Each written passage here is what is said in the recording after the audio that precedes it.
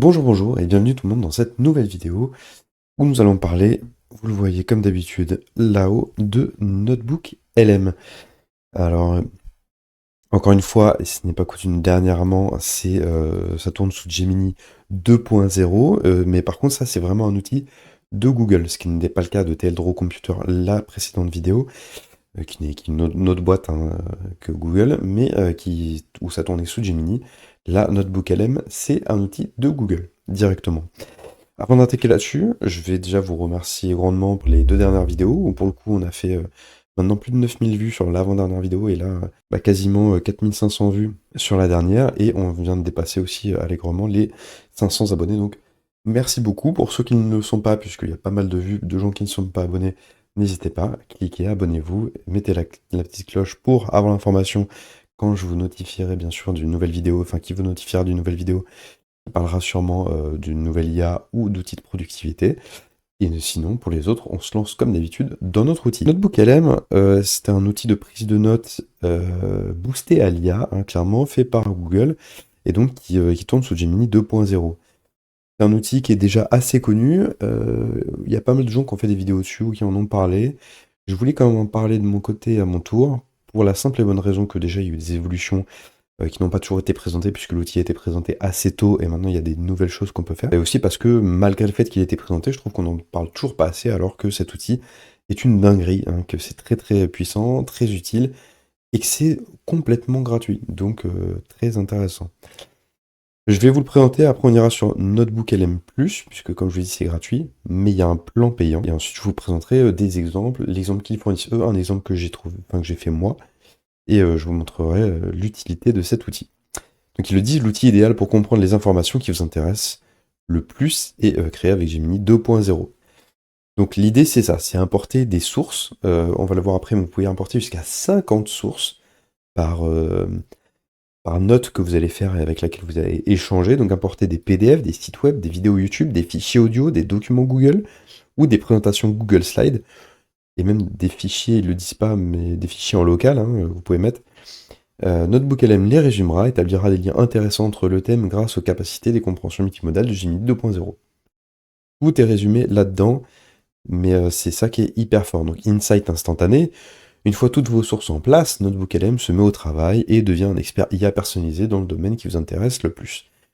Donc c'est ce que je vous disais avant, vous allez mettre donc toutes vos sources qui vous semblent intéressantes et pertinentes, par exemple dans votre travail, sur des documentations techniques, vous les mettez toutes à l'intérieur, vous les foutez là-dedans, et ensuite vous n'avez plus qu'à vous en servir comme un Wikipédia personnalisé, et c'est une dinguerie. Voir la source et pas seulement la réponse. Effectivement, dans les réponses, donc ayez confiance en chaque réponse, notre LM fournit des citations claires pour son travail, donc en affichant les extraits exacts de vos sources à chaque fois. C'est intéressant, et ça, c'est ça qui est nouveau, et qui est ultra bien. Écoutez et apprenez où que vous soyez. Avec notre nouvelle fonctionnalité résumé audio, transformez vos sources en discussion approfondie et captivante en un seul clic. En gros, vous allez mettre vos sources, vous allez lui demander de lui générer un récapitulatif de vos sources, et il va en faire en fait un podcast qui vous permette d'échanger les infos importantes et pertinentes de toutes les sources que vous avez fournies, pour en récupérer, comme on dit, la substantifique moelle de ce que vous avez mis comme en données d'entrée en source. Et incroyable, pour l'instant ce n'est qu'en anglais. On va tenter de le faire parler en français quand même, puisqu'on peut mettre des instructions personnalisées, donc on va essayer de lui dire fais-le en français. On va voir si ça marchera, mais c'est clairement notifié, j'ai regardé tout à l'heure, en anglais. Donc ils disent on respecte la confidentialité, n'utilisons pas vos données à caractère personnel pour entraîner notre book LM. En gros, ce que vous mettez comme données dans les sources, ils ne les récupèrent pas pour entraîner leur modèle. C'est ce qu'ils écrivent. Comment les utilisateurs emploient notre book LM, donc étudier en détail, hyper intéressant effectivement pour étudier, donc importer des enregistrements. Je ne vais pas aller plus loin dans le détail, mais vous avez compris, organiser vos idées. Donc là, pareil, importer des sources, laisser notre book LM, créer un plan, présentation soignée avec des points, des clés, etc. Et trouver de nouvelles idées, donc en fonction de ce qu'on a mis en données d'entrée, aussi des petites idées. Les avis des internautes, on passe. Notebook LM+, donc de base, gratuitement, vous avez donc une interaction, donc cet outil qui tourne sous Gemini 2.0, apporter l'entièreté des types de sources connues, générer avec ça des FAQ, des chronologies, des documents de synthèse en un seul clic, des résumés audio, ce que je disais au préalable, et les écouter en déplacement ou non d'ailleurs, et poser des questions pour obtenir des informations plus détaillées avec des réponses et des citations. C'est l'outil de base. Donc, tout ça, c'est gratuit. Donc c'est incroyable. En payant, c'est ce qu'ils me disent, donc là, obtenez 5 fois plus de résumés audio, notebook, requêtes et sources par notebook. Donc là, pour le coup, c'est comme je vous l'ai dit, les sources, ça va être le plus gros point fort, je pense, de cette partie notebook LM+. On est limité à 50 de sources, ce que je trouve déjà énorme. Mais donc du coup, voilà, vous allez pouvoir aller au-delà avec cet abonnement. Personnaliser le style et la longueur des réponses de vos notebooks. Là, effectivement, on ne peut pas personnaliser, il répond tel quel. Créer des notebooks partagés avec vos équipes, et confidentialité et sécurité renforcée. Bizarre, puisqu'ils ne partageaient pas avant, donc voilà. Donc ça, c'est les plans qui vont exister, mais qui ne nous intéressent pas. Passons sur Notebook LM. L'interface, vous arrivez sur vos notebooks, avec donc soit une façon comme ça, soit comme ça, les plus récents, très peu de paramètres, comme vous voyez, je vous montre rapidement ces trucs-là, c'est pas très intéressant, et un petit bouton pour créer un nouveau notebook. On va directement aller sur celui avec le petit coucou, l'introduction tout Notebook LM, puisqu'il est assez intéressant. Donc, voilà comment se présente Notebook LM. Notebook LM, vous avez donc actuellement, en tout cas, puisqu'au départ ça s'affichait pas tout à fait comme ça, puisqu'il n'y avait pas la partie de droite, vous avez la partie source, à gauche, la discussion, et à droite le studio, avec le résumé audio et des notes, des choses que vous pouvez lancer. Dans leur exemple de base, ils ont mis donc plusieurs sources, où il y a 1, 2, 3, 4, 5, 6, 7 sources, ok. Et on peut communiquer, c'est marqué là d'ailleurs, et on peut communiquer avec ces sources. Donc là, les extraits présentés décrivent Notebook LM, un outil d'intelligence artificielle permettant d'analyser et de synthétiser des informations provenant des diverses sources, documents, pages web, fichiers audio, etc. Donc là, c'est ce qu'on peut faire. Donc il nous propose des questions, ça va être très intéressant, je vais les mettre. J'ai cliqué sur deux sans faire exprès, mais bon, c'est fait. Il lui a posé les questions, donc quelles sont les limites de Notebook LM et comment les contourner efficacement, 2 fois d'ailleurs. Et donc avec les données d'entrée qu'il a, donc toutes les sources qu'il y a à gauche, il va répondre, et vous voyez qu'on a plein de petits chiffres à côté, parce qu'il cite toujours sa source. Donc ça, c'est super intéressant. Donc c'est dans Using Notebook LM as a Help Center or Onboarding Guide. Et donc il est là. Et dans ce document-ci, vous pouvez retrouver ces informations dans Uploading sur site. Voilà, très bien fait. Donc là, c'est ce qu'il nous dit. Notebook LM a plusieurs limites, mais il existe des moyens de les contourner efficacement. Limitation possible, limite de la taille de source. Chaque source ne peut contenir que jusqu'à 50 000 mots ou 200 mégaoctets pour les fichiers téléchargés. C'est énorme déjà. C'est déjà énorme. C'est-à-dire qu'il parle de limite, mais c'est une limite qui est gigantesque. Pour des professionnels, ça peut aller plus loin, mais pour des particuliers, rendez-vous compte, c'est pas une limite. Enfin, c'est une limite, mais vraiment, si vous avez des PDF de plus de 200 mégas, c'est des dingueries, les trucs. Vous avez jamais des PDF de plus de 200 mégas, donc vous pouvez foutre des sources là-dedans qui sont des dingueries, qui sont gigantesques. Voilà. Pensez-y, c'est hyper important. Nombre de sources par carnet, un carnet est limité à 50 sources exclusives, 50 sources, c'est énorme aussi, donc pas de problème. Et voilà, et pour les notebooks LM+, 300 sources. C'est une dinguerie. Pour gérer un grand nombre de sources, il est conseillé d'organiser l'information en plusieurs carnets, tout type de fichiers pris en charge, donc oui, tout n'est pas pris en compte, évidemment, mais comme pour plein de choses, au pire, vous les transformez en PDF, vous les mettez dedans, un Google Doc, une vidéo YouTube, peu importe. Donc là, voilà, il a fait ses propres points, je vais pas m'amuser là-dessus. Honnêtement, je vous laisserai vous connecter dessus et tester par vous-même. C'est plus une présentation que je vais faire, un petit exemple que je vais montrer. On va pas faire une grosse vidéo sur Notebook LM, honnêtement. Je vais aller sur l'exemple qu'ils ont déjà fait, qui est donc l'invention de l'ampoule, Invention of the Light Bulb, où là, vous voyez, on n'a que 4 sources, voilà. Et avec ces sources-là, donc pareil, quelle était la contribution exacte d'Edison dans l'invention de l'ampoule électrique? Très bonne question, dont j'aimerais avoir la réponse. Et ça tombe bien. Donc on a donné en source l'invention, voilà, des PDF, des documents, des Google Docs hyper intéressants, pas que d'ailleurs, parce qu'en fait, en réalité, ici, c'est Wikipédia. D'ailleurs, pour les sources, voilà, c'est très intéressant, vous pouvez cliquer sur les sources, vous avez en haut guide de la source, où vous avez déjà des sujets principaux sur les sources, un résumé de la source, et l'entièreté de la source en dessous. Donc, encore une fois, très bien fait. Vraiment, je trouve Notebook LM hyper simple, hyper clair et très pratique. Donc la bio de Joseph Swan, où justement donc ce texte c'est une biographie de Sir Joseph Wilson Swan, un physicien, chimiste et inventeur anglais. Voilà, et vous avez tout le détail en dessous et l'entièreté de la source, et ici un petit résumé. Top, c'est top. Et donc là on lui a posé la question, et donc il nous dit que bien que Thomas Edison soit souvent crédité de l'invention de l'ampoule électrique, il n'était pas le premier à créer une ampoule à incandescence. De nombreux inventeurs avaient travaillé sur ce concept avant lui. Les contributions d'Edison à l'ampoule électrique résident dans son perfectionnement de la technologie et sa commercialisation réussie. Je ne vais pas aller dans le détail, mais vous voyez, vous avez compris, je pense, le principe. Et on va aller sur mon exemple à moi, puisque c'est mes sources et c'est moi qui les créé. Donc, je me suis posé une question intéressante. Il y a une information qui tourne là dernièrement, qui est donc la natalité en France qui ne fait que descendre, et donc un impact démographique, économique, etc. Du coup, j'ai pris plusieurs éléments, plusieurs sources. Ici, par exemple, c'est le site de l'INSEE.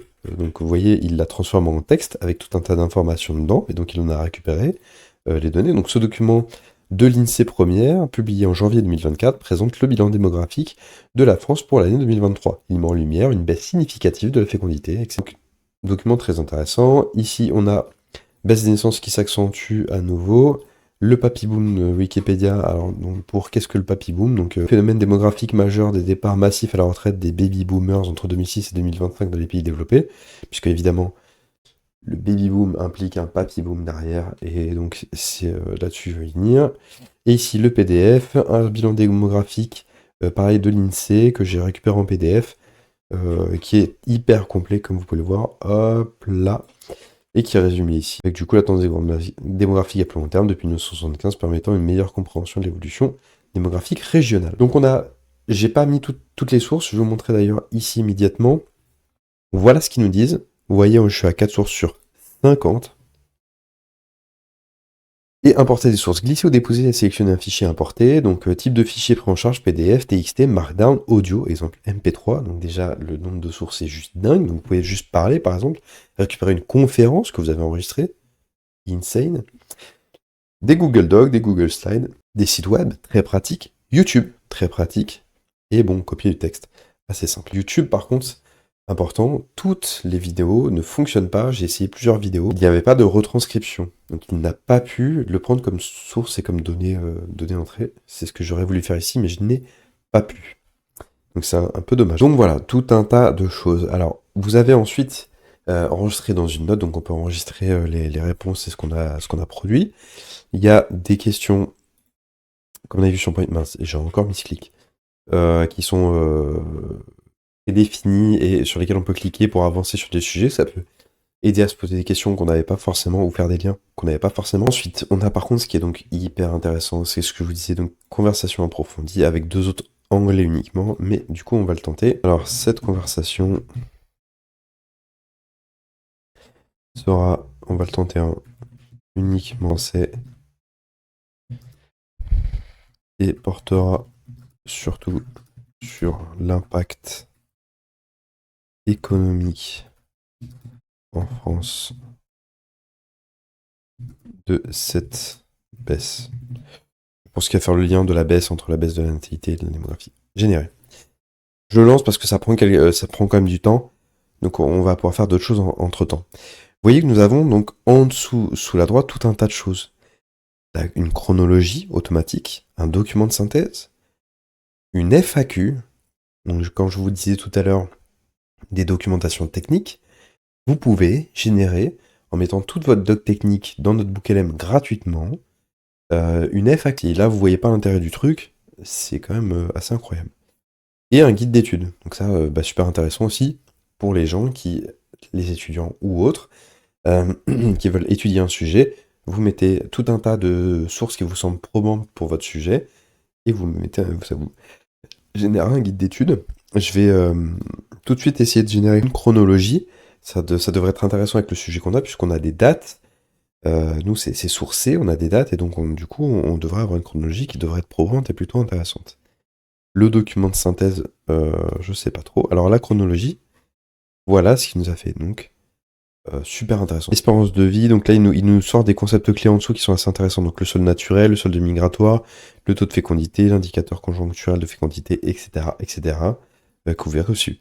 2020, intéressant. La pandémie de Covid-19 entraîne une augmentation significative de décès et une baisse du nombre de mariages. Une baisse du nombre de naissances est également constatée en 2020. L'espérance de vie diminue pour la première fois depuis longtemps. Voilà, là on a un point par exemple qui est intéressant. Avant il y avait plein de points pas hyper fous, mais voilà. 2006-2025, il a nommé quand même un truc intéressant. Début du phénomène du papy boom avec un nombre élevé de départs à la retraite et de personnes nées pendant le baby boom. Cela a des implications économiques et sociales. Voilà. Donc ça c'était la partie chronologie et il nous laisse donc le petit document en dessous. La voie est encore en train de se gérer. On peut générer donc un document de synthèse, une FAQ et un guide d'études. On va tous les lancer pour que je puisse vous montrer un petit peu derrière ce que ça engendre, ce que ça génère, et donc un petit peu la tête de ces documents. Vous voyez que c'est quand même, pour ces documents-là, relativement rapide, beaucoup plus long pour l'audio, et pour les documents-là, relativement rapide. Donc une fois en question, une FAQ, donc la première question c'est quelle est l'évolution récente de la population en France et quels sont les principaux facteurs qui y contribuent. La population française contribue, vous m'envoyez des questions hyper intéressantes. Comment le nombre de naissances a-t-il évolué en France au cours des dernières années? Et voilà, il a fait donc toute une FAQ. Évidemment, comme je vous le disais, ce serait plus probant et plus logique avec de la documentation technique. Mais vous avez pu voir que ça fonctionne très bien, y compris sur ce genre de sujet. Guide d'études. Donc là, en guide d'études, ce qu'il a fait, c'est un quiz à réponse courte et les clés de réponse. Donc hyper intéressant. En réalité, pour se poser des questions, donc quelle est la principale source des données utilisées par l'INSEE pour estimer la population française? L'INSEE utilise principalement les données du recensement de la population et les statistiques de l'état civil. Voilà. Donc pour travailler son sujet quand vous êtes étudiant, mettez-le dans Notebook LM et faites-vous un guide d'études. Ce sera beaucoup plus sympa et franchement, ça vous aidera à réviser facilement. Et le dernier, je sais plus ce que c'était. Il me l'a dit là, un document de synthèse. Ah oui, le document de synthèse. Donc là, la synthèse. Il nous a fait une introduction, les documents qui ont pour objectif de synthétiser l'information issue des diverses publications de l'INSEE et d'autres ressources relatives à l'évolution démographique et aux tendances sociétales en France. Voilà, avec l'augmentation de l'âge moyen de la maternité, la baisse de la natalité et de la fécondité, mortalité et espérance de vie, évolution des modèles de vie et des unions, focus sur l'Auvergne et la Rhône-Alpes. Ok, s'ils ont de la chance. Et une conclusion, donc les données démographiques de la France en 2023-2024 révèlent les tendances importantes, notamment, etc. Avec les sources en dessous, qui sont les 4 sources que je lui ai mises. Donc hyper intéressant. Et là, il nous a fait donc 19 minutes de voix. Il y a un mode interactif en dessous, qu'on va pas utiliser, mais qui permet en réalité de lever la main et de poser une question aux deux IA qui sont en train d'échanger entre elles, quoi. Ce qui est assez rigolo. All right, buckle up for another deep dive. Bon, le français n'a pas marché. Mais écoutez un petit peu ce résumé en anglais, enfin ce podcast en anglais sur la démographie française. Folks, today we're tackling a topic that, Ability down the line. yikes. It's like trying to keep a seesaw balanced when one side is getting heavier and the other's getting lighter. Not exactly a stable situation. So, how is this playing out right now in France's economy? What are the actual problems they're facing? Let's start with the pension system. It's built on the idea that enough young workers are paying in to support the retirees getting benefits. Makes sense, yeah. Bon, je vais pas aller plus loin, mais vous l'avez entendu, il se pose la question, donc voilà, qu'est-ce qui se passe économiquement? Et la femme répond, eh ben du coup, les jeunes travailleurs sont en train de payer du coup pour les retraités, etc., etc. Donc il y a encore 17 minutes d'audio derrière ça, hein, qui va donc échanger sur ce sujet, puisque, je le rappelle, dans le détail, je sais plus où c'est, mais dans le détail que j'ai demandé à ce que ça parle explicitement, principalement en tout cas, de l'impact économique en France. Et donc c'est bel et bien ce qu'il fait. Très très intéressant, et vous pouvez donc télécharger ici, il se lance là, en .wav, et donc l'écouter où vous voulez, quand vous voulez, votre podcast qui, malheureusement, est donc en anglais. J'ai pas réussi à le passer en français. Peut-être que certains me diront qu'il y a moyen de le faire. J'ai tenté de lui dire, mais voilà, vous voyez, il a fait de l'anglais uniquement. N'empêche que pour ceux qui sont anglophones et qui comprennent, vous pouvez vous faire un podcast sur le sujet que vous voulez. Et c'est vous qui le créez. Et donc du coup, vous apprendrez les informations, enfin en tout cas, vous apprendrez sur un sujet que vous avez choisi et sélectionné, et comme vous le voulez, c'est, je trouve, une dinguerie. Je pense avoir fait le tour de Notebook LM. Vous avez compris, je pense, le principe, l'idée. L'outil est quand même donc super puissant. Mettez-y des sources, posez-leur les questions, avancez sur les sujets avec ça. Et franchement, je trouve ça hyper fort. Je vais peut-être en profiter pour placer une petite info. Il y a quelques heures, OpenAI a annoncé qu'on allait pouvoir demander enfin à ChatGPT de nous rappeler des choses et donc il pourra voilà, nous faire des petites notifications et quand on lui dit rappelle-moi d'aller faire mes courses ou là il lui demande dis-moi, rappelle-moi tous les matins à 9h30 de faire des pompes et fais-moi un speech pour me motiver pour faire mes pompes et voilà tous les matins time to workout il lui rappelle d'aller faire son sport tous les matins. Voilà, et ils disent qu'on pourra les retrouver évidemment dans une partie qui s'appellera tâches et les modifier, les supprimer, etc. J'ai mis à jour, j'y ai pas encore accès, en tout cas en France, mais je pense que ça ne saurait tarder, à mon avis, pour que ça arrive en France. Super intéressant. Bon, merci en tout cas du coup à tous d'avoir regardé cette vidéo. Pour ceux qui sont restés jusqu'au bout, merci d'autant plus, puisque je sais que ça baisse très très vite dans le temps, le nombre de personnes qui regardent les vidéos. Encore une fois, merci aussi pour l'accueil sur les 2 dernières vidéos, c'est top, ça fait vraiment plaisir. Pour ceux qui ne sont pas abonnés, abonnez-vous, n'hésitez pas. Et puis pour tous les autres, on se retrouve de toute façon pour une prochaine vidéo, et comme d'habitude, je vous dis restez curieux, explorez, créez, et continuez d'avancer. À la prochaine. Ciao.